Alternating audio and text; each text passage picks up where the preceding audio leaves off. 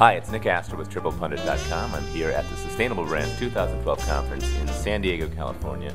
I'm here with Andrew Bryson. He's the VP of Consulting at Saatchi and Saatchi S.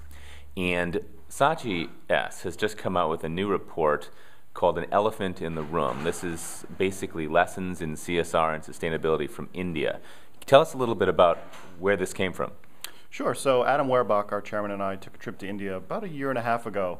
And the premise of the trip was actually both in learning about what was sort of happening in the sustainability space over there, as well as Adam was speaking at some conferences and doing some trainings and whatnot. And it was one of those things where, you know, even as Adam says in the intro to the report, he went over there sort of thinking he was an expert in the space, but sort of left as a novice, because it was such an overwhelming experience in terms of all of the learning that happened and all of the great examples that we saw that were happening in Indian corporations. And then from there, we just saw all these sort of interesting examples coming out and things starting to codify a little bit. So, you know, we decided to take a stab at putting together some of our thoughts on it, and hence the report. Sounds great. Give us a few of the big takeaways from this trip. Well, I mean, there was 5 big lessons that we sort of, you know, that came together out of it, and they were sort of in order: hire people, not machines. Think in whole systems, align with natural forces, plan first, then Jugaad, which Jugaad is this whole idea of frugal innovation that's big in India these days. And the final one was cultivate self-reliance. Great. So are companies in India thinking more systemically?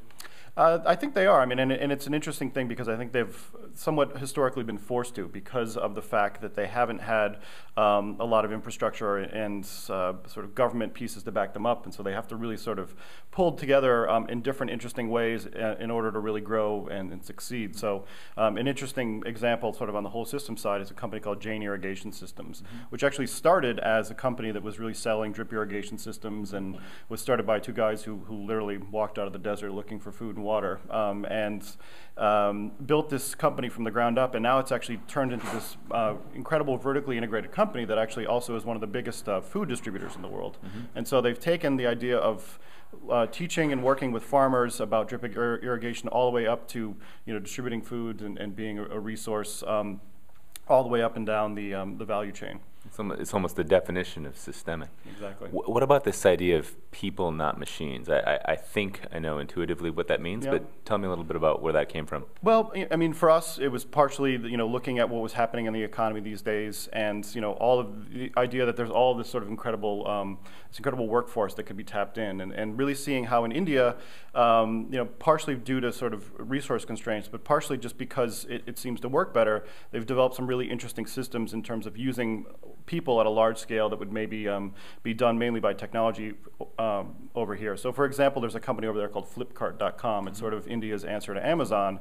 And instead of sort of tapping into either sort of existing courier systems or doing sort of largely sort of online transactions, they actually developed a whole system of I think they have about 30,000 couriers that actually both deliver the product but actually do the point of purchase with the people at their homes, because they actually don't have a big sort of either history or don't enjoy using credit cards online and things like that. And what does that translate to? Does that happier employees, happier customers? Is there a sort of a manifestation of how that is positive? I mean, you know, beyond the obvious sort of job creation piece of it, they've been getting incredible feedback from their customers in terms of the level of customer service, the fact that, you know, there's actually a local person that they can connect with if they have an issue, rather than sort of calling into the sort of endless call center database and sort of getting lost in it. So it's sort of taking the idea of online commerce and personalizing it. Andrew, thanks so much for your time. Thank you. Okay.